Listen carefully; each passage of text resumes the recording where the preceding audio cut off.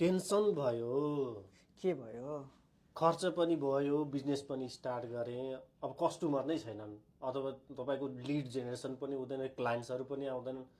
अब डुबिने भएन त अब यसरी। ल, म तपाईँलाई आज चाहिँ यस्तो टेक्निक सिकाउँछु। तपाईँले चाहिँ लिड अबको एक हप्ता या एक महिनाभित्रमा चाहिँ तपाईँले एउटा लिड चाहिँ पाउनुहुन्छ है त।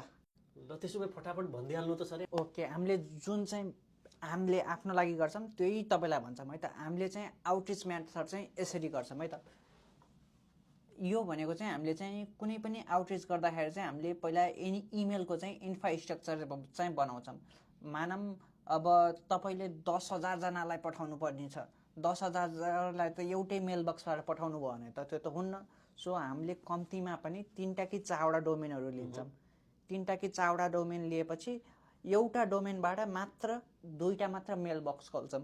सो तपाईँको चाहिँ चान्स चाहिँ भेरी हाई होस् त्यो चाहिँ तिनीहरूको प्राइमेरी इनबक्समा जाओस्, नत्र भए तपाईँको चाहिँ इमेलहरू सबै स्प्याममा गइदिन्छ र तिनीहरूले हेर्दै हेर्दैनन्, नहेरेपछि तपाईँको कस्टमर बन्ने चान्सै भएन। सो हामीले चाहिँ यो इमेल इन्फ्रास्ट्रक्चर चाहिँ पहिला बनाउँछौँ। त्यसपछि चाहिँ हामीले तपाईँको आइसिपी म्याट्रिक्स, आइसिपी चाहिँ तपाईँको आइडल कस्टमर को हुन् त तिनीहरूको चाहिँ म्याट्रिक्सहरू चाहिँ हामीले लिन्छौँ र तिनीहरूलाई चाहिँ 2टा या 3टा टायरमा चाहिँ सेभ गर्छौँ। को चाहिँ अलिक बढी इम्पोर्टेन्ट, त्यसपछिको इम्पोर्टेन्ट र त्यसपछिको। र तेस्रो भनेको चाहिँ हामीले टाइम स्कोपिङ गर्छौँ। टाइम स्कोपिङ भनेको चाहिँ तपाईँको अहिले जो क्लाइन्ट छ नि, हामी चाहिँ त्यस्तै खालको लुक लाइक कम्पनीहरू चाहिँ खोज्छौँ। सो तपाईँको चाहिँ बढी चान्स हुन्छ, त्यस्तै कम्पनीहरूले चाहिँ बढी चान्स हुन्छ नि त तपाईँले क्लाइन्ट बनाउने। सो हामीले त्यो गर्छौँ। यति गरेर हामीले एउटा लिस्ट बिल्ड गर्छौँ। लामो हुन्छ लिस्ट त, 50,000 र 60,000जनाको हामीले तपाईँको आइडल कस्टमरको प्रोफाइल बनाउँछौँ। र त्यसपछि चाहिँ हामीले त्यो 50,000लाई त रिच आउट गर्ने त अब काम भएन नि त। अब हामीले चाहिँ त्यसपछि चाहिँ सिग्नल बेस्ड जान्छौँ।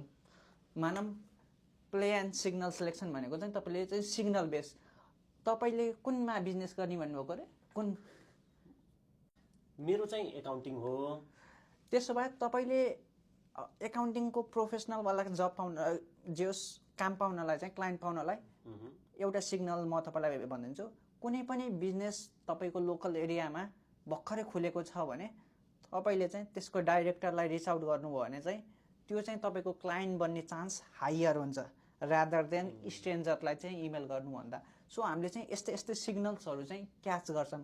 यस्तै हामीसँग 131वटा सेल्स ट्रिगरहरू छन्, जसले चाहिँ तपाईँलाई हामीले चाहिँ त्यो ट्रिगरमध्ये 4वटा 5वटा या 30वटासम्म चाहिँ हामीले तपाईँलाई चाहिँ तपाईँको बिजनेसमा युज हुने ट्रिगरहरू बनाइदिन्छौँ। र त्यसरी चाहिँ हामीले चाहिँ त्यो लिस्टलाई चाहिँ अलिक कम गर्छौँ।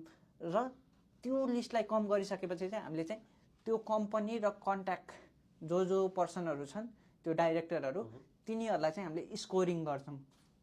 अनि स्कोरिङ पनि कस्तै गर्छौँ भने को चाहिँ बढी चान्स छ त तपाईँको क्लाइन्ट बन्ने हालचालमा।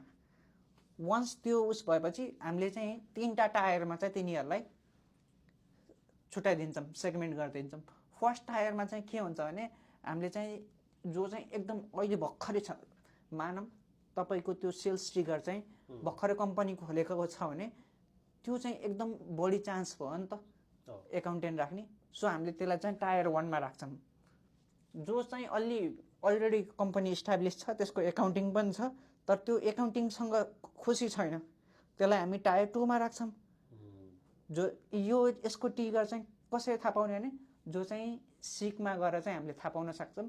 हामी चाहिँ त्यो स्क्रैप गरिन्छ, कसले चाहिँ नयाँ एकाउन्टिङ खोजिरह, तिनीहरूलाई पिच गऱ्यौँ भने त तिनीहरू क्लाइन्ट बन्ने सक्ने भयो। सो यसरी चाहिँ हामीले टायरमा छुट्याउँछौँ। र जो चाहिँ हाइएस्ट टायरमा छ तिनीहरूलाई चाहिँ हामी 3-4वटा मेथडबाट चाहिँ आउटबाउन्ड गर्छौँ। इमेल पठाउँछौँ, लिङ्कडिनबाट पठाउँछौँ र फोन कल गर्छौँ। सो हामीले चाहिँ तिनीहरूलाई चाहिँ सेक्योर गर्न सकौँ कि त्यो क्लाइन्ट हुन सक्छन्। र टायर 2मा चाहिँ हामी इमेल र लिङ्कडिन गरिन्छ, कल गरिन्न। र टायर 3मा चाहिँ हामी इमेल मात्रै गरिन्छ, किनभने लो चान्स छ तिनीहरू क्लाइन्ट बन्न। सो यसरी नै हाम्रो आउटरिच सिस्टम चाहिँ रेडी हुन्छ हजुरको बिजनेसको लागि।